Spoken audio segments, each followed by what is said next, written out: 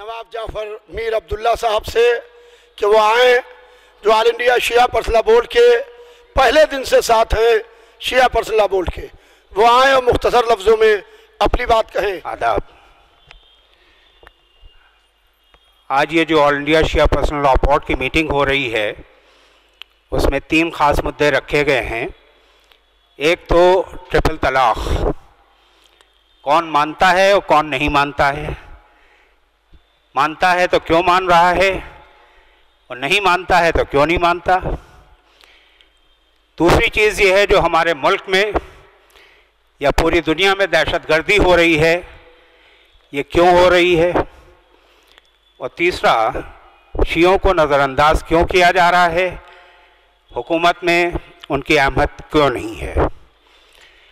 हुकूमत में उनकी अहमियत इसलिए नहीं है कि हम मुत्तहिद नहीं हैं। मैं उलमाए अकराम से ख़ास तौर से गुजारिश करना चाहूँगा, इससे एक पहले और मीटिंग में मैंने अर्ज़ किया था कि पहले जितने भी उलमा हैं वो मुत्तहिद हों, एक प्लेटफॉर्म पर आएँ, उनमें ईगो का कोई प्रॉब्लम ना हो, जो हमारे मसले मसाइल हैं वो मुत्तहिद होकर सामने लाएं और उसके लिए जद्दोजहद करें, जो नहीं होता। जहाँ तक ट्रिपल तलाक़ का ताल्लुक़ है, इसके बारे में काफ़ी डिस्कस हो चुका है।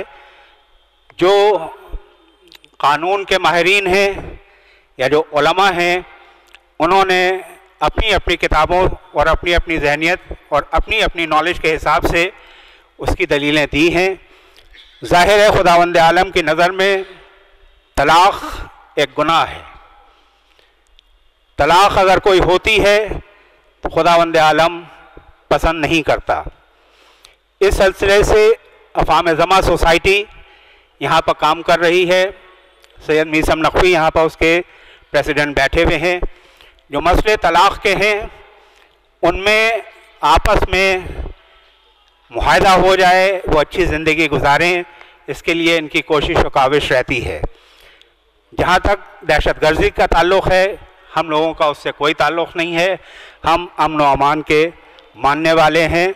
हम उनके मानने वाले हैं दहशतगर्दी ने जिनको शहीद किया, और हम सैक्रिफाइस को मानते हैं, अमन को मानते हैं और अमान को मानते हैं। बहुत बहुत शुक्रिया।